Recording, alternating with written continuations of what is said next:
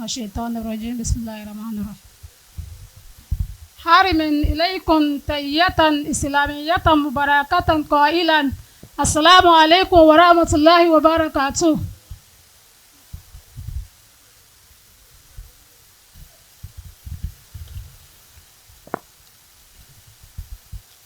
أعوذ بالله من الشيطان الرجيم بسم الله الرحمن الرحيم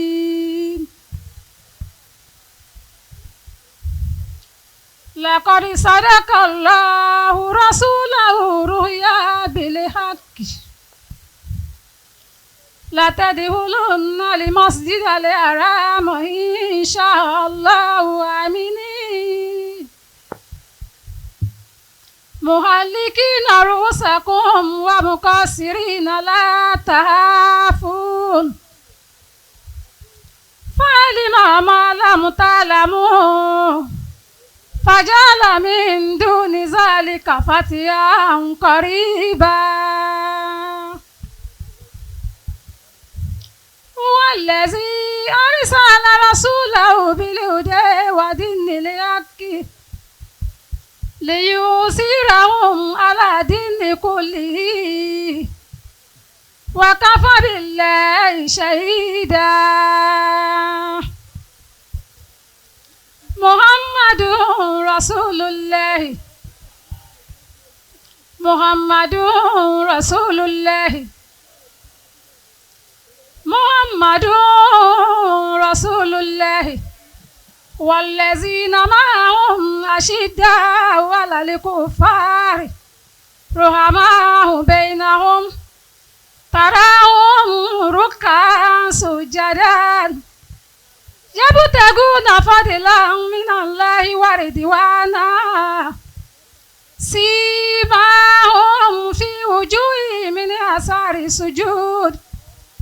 ذلك مثلهم في التوراة ومثلهم في الإنجيل كزرع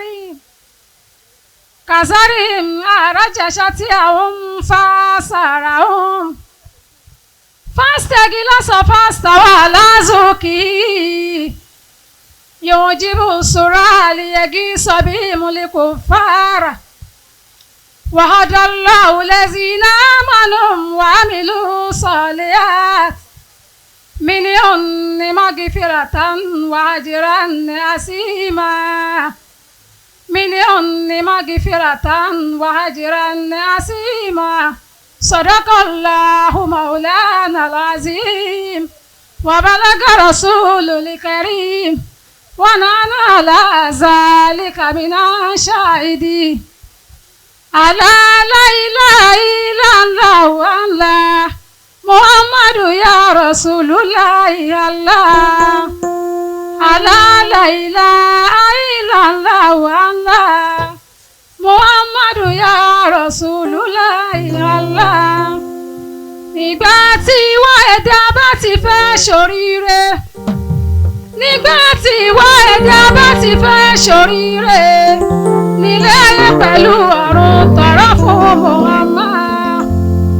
wákàtí márùn-ún pẹ̀lú Ramadan kò lè gbà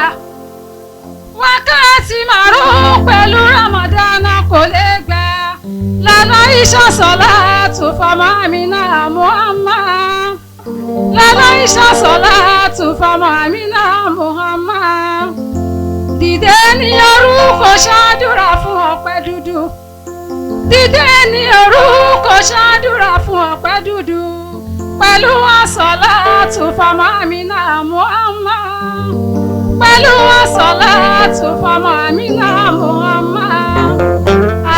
la ilaha illallah Allah Muhammadu ya Rasulullah Allah. Assalamu alaikum. Wa alaikumus salam. Ẹ má lọ.